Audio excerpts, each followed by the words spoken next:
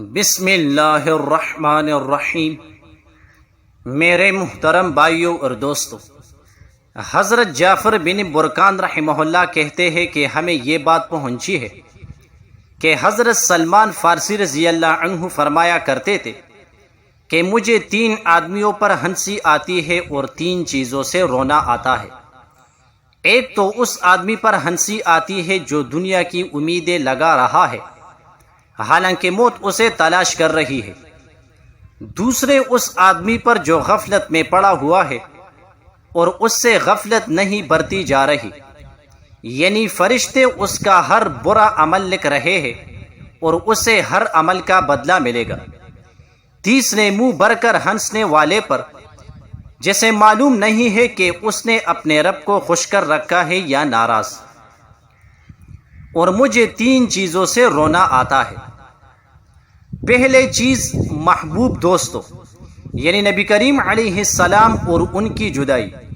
دوسری موت کی سختی کے وقت آخرت کے نظر آنے والے مناظر کی ہولناکی۔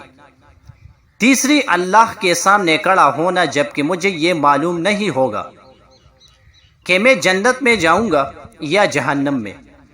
حق وزنی ہوتا ہے اور باطل ہلکا ہوتا ہے۔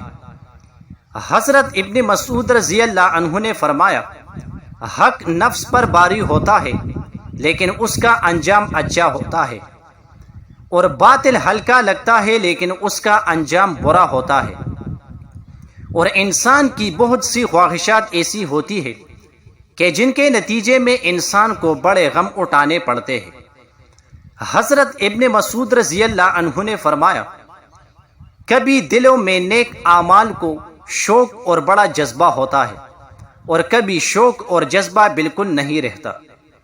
تو جب دل میں شوق اور جذبہ ہو تو اسے تم لوگ غنیمت سمجھو، اور جب شوق اور جذبہ بالکل نہ ہو تو دل کو اس کے حال میں چھوڑ دو۔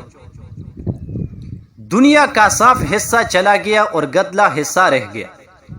حضرت ابن مسعود رضی اللہ عنہ نے فرمایا، مجھے اس آدمی پر بہت غصہ آتا ہے جو مجھے فارغ نظر آتا ہے، نہ آخرت کے کسی عمل میں لگا ہوا ہے اور نہ دنیا کے کسی کام میں۔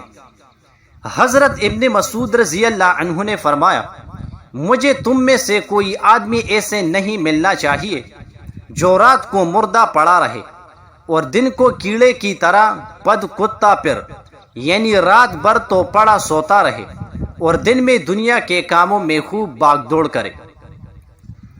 حضرت عبداللہ رضی اللہ عنہ نے فرمایا، دنیا کا صاف حصہ تو چلا گیا اور گدلا حصہ رہ گیا ہے، لہذا آج تو موت ہر مسلمان کے لیے تحفہ ہے۔ ایک روایت میں یہ ہے کہ دنیا تو پہاڑ کی چوٹی کے تالاب کی طرح ہے جس کا صاف حصہ چلا گیا ہے اور گدلا حصہ رہ گیا ہے۔ سب سے زیادہ ڈر عورتوں کی آزمائش کی ہے۔ حضرت معاذ بن جبل رضی اللہ عنہ نے فرمایا، 3 کام ایسے ہیں جو انہیں کرے گا وہ اپنے آپ کو بیزاری اور نفرت کے لیے پیش کرے گا، یعنی لوگ اس سے بیزار ہو کر نفرت کریں گے۔ غیر تعجب کی بات پر ہنسنا، اور بغیر جاگے رات بھر سونا، اور بغیر بھوک کے کھانا۔ حضرت معاذ بن جبل رضی اللہ عنہ نے فرمایا، تنگ دستی سے تم لوگوں کا امتحان لیا گیا، اس میں تو تم لوگ کامیاب ہو گئے، تم نے صبر سے کام لیا، اب خوشحالی کی آزمائش میں ڈال کر تمہارا امتحان لیا جائے گا، اور مجھے تم پر سب سے زیادہ ڈر عورتوں کی آزمائش کا ہے۔